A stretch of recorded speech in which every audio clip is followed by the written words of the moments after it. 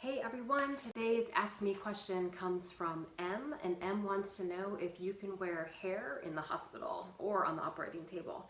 So I'm going to talk about the three ways in which I've heard of this.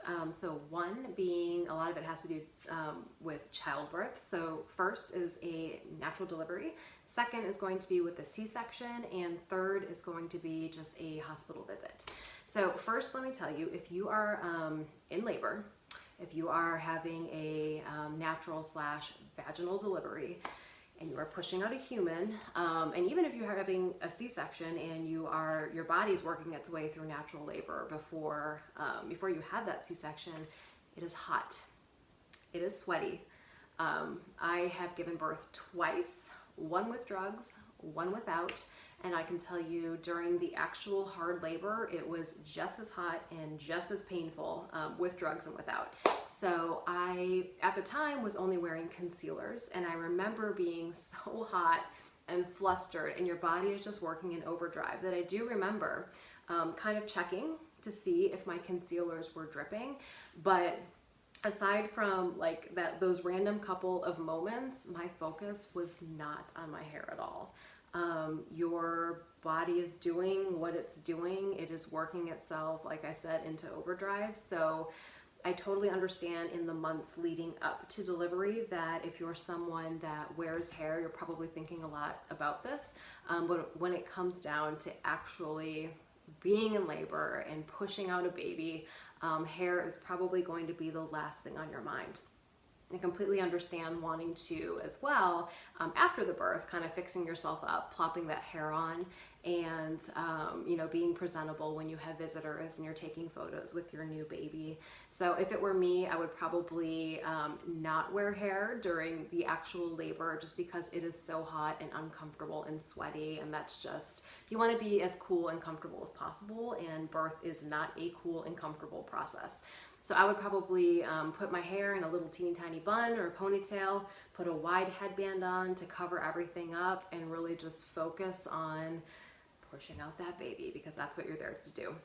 So if you want to wear hair during a vaginal delivery, you absolutely can. Wouldn't be my preference, but there's no problem. So when it comes down to C-sections, I can only speak anecdotally what I have heard from other people, because I did not have a C-section with either of my births. But be it planned or be it unplanned. So first, let's talk about unplanned. So you've labored for a while. You weren't planning on having a C-section, but the doctor comes in and says, whatever, we need to move to the operating table instead. So I know firsthand from several women who were wearing hair. The nurses just slipped a cap over their hair. No one said anything.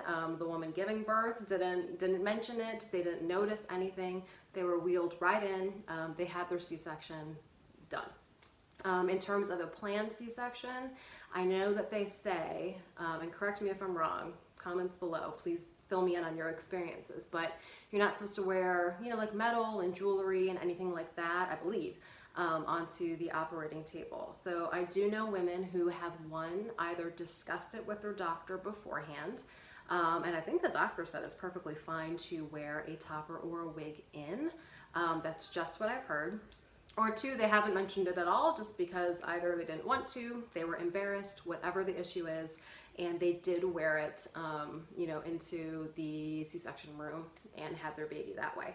So if you're planning a C-section, if you're comfortable, you might want to bring it up to your doctor, but I do know plenty of women who just went and did their thing and no one was the wiser. So those are the questions I get more often. Most often it's about giving birth. I have gotten questions before from people who are just going in for a hospital procedure, and it's kind of the same thing with a planned C-section. So some people have brought it up with their doctors and it's not been a problem. Maybe there's been people who have brought it up and it has been a problem. I haven't heard from those folks, so let me know if you're one of them. But you can kind of just, put your stuff on and hit the operating table and maybe hope for the best. I'm not sure. I'm not a medical professional. I'm not sure what, if you were to wear a necklace or rings or whatever they say not to wear, what that does. So if someone works in the medical field, let us know.